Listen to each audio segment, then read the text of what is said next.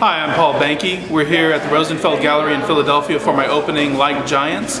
It's new work, all acrylic on canvas. I began as a kid painting. I went to the Memphis College of Art in Memphis, Tennessee. Got my BFA there in painting. I started out as a figurative painter, doing oils on panel, kind of traditional things based on drawings that I was doing around the home, still lifes, people, things like that. I had always had a feeling and a connection to abstract painting, and of course I loved all of the abstract expressionists that were important in American painting. De Kooning, Pollock, Rothko, all of those guys, Joan Mitchell. I was never sure about how to approach a blank canvas and make an abstract painting. I didn't want to just start throwing paint around. I knew I wanted my work to have an intention. It was difficult to begin. I had too many choices really as an abstract painter. I didn't know what to do to begin with. One of my instructors started putting some of my realistic drawings on the copy machine and blow them up and say, look, now you have some abstract compositions. Why don't you start with these and see what happens? This is your way in. And so that's essentially what I did. I started by severely limiting the forms and the colors that I worked with. I took out all the color out of my work, only blacks and whites. I worked with one oval form in the grid, and I made as many compositions as I could within those set parameters. I was stunned to find what limitless possibility there is when you're working with what you consider really confined set of parameters.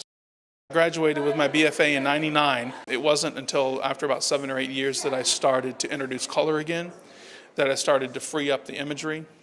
Now I don't start anything with a preconceived set of imagery, no preconceived forms, no preconceived colors, no initial thumbnail sketches, nothing. I begin putting paint on the canvas, moving it around, scraping transparent layers over what I already have until a composition and form start to present themselves that I think, oh, I can work with this. And from that point on, it's alternating painting, scraping away, capitalizing on things you see, painting out or negating things you want to get rid of. And sometimes those negative portions become very important to the final piece. Going back and forth, a lot of sitting and looking at the work, and then one day it's finished. I've gotten to where I need to be with this piece. Thick, thin, fast, slow, soft, hard, light, dark. I think those are the contradictions that make a painting interesting, and to hold your interest from far away with a big broad statement, but then when you get close up and look at the work, it holds your interest on an intricate, detailed level too, because there's a lot of variation.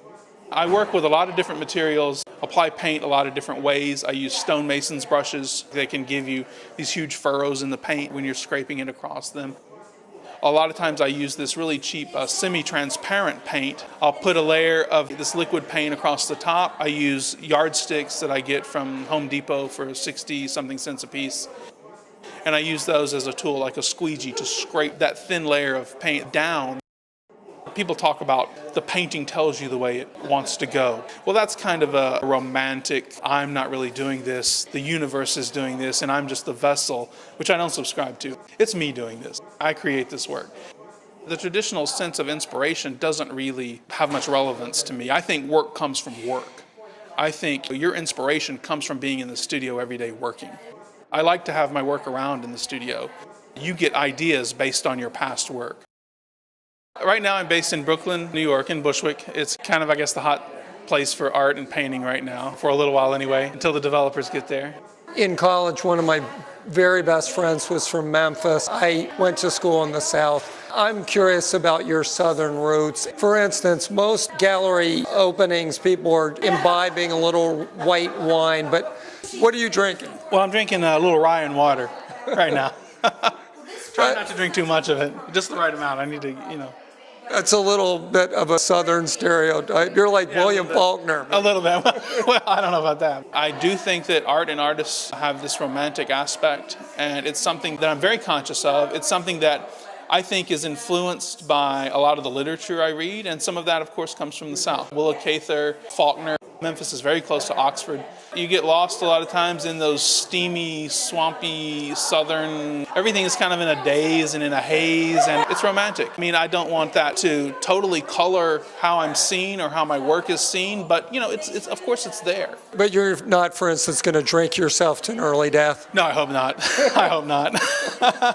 I'm trying not to. I'm trying to be moderate in those things. Painting comes first, And, Excellent. Yeah.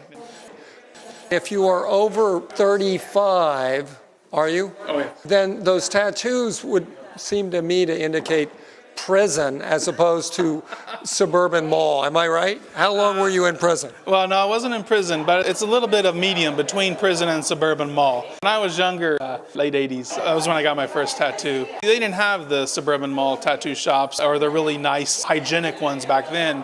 They had the little biker tattoo shops on the side of the road. And I remember I went and got my first one. I wanted it real small. The guy was like this real crusty kind of character. And he's like, well, why do you want it that small? Why do you even get one then? And the first time he drew it out, it was taking up half of my arm. And I'm like, no, small. He starts, he's drinking a beer while he's doing it. And then he goes, oh, wait a second. Let me get something. He comes back with glasses. And I'm like, oh my God, maybe this wasn't the brightest thing I've ever done. But one thing he told me was true. Once you get this one, you'll want to get more. And I said, no, this is it for me. But now I've got 7 or 8. I've got one that replaces my wedding ring there. It's my wife's initial. I kept losing it in the studio, taking it off to work. And so I'll just get it tattooed on there. I won't have to worry about it anymore. So. My name is Robin. So when did he do it? A couple years ago on our anniversary, he had a postcard that I'd written him years ago when we were still dating, and I signed it with just an R. I didn't know he was going to do it. Oh, I love it. It's permanent and undisputable. And Robin, I'd like to add, like husband, like artist, because your husband Paul's wonderful abstract paintings are here to stay.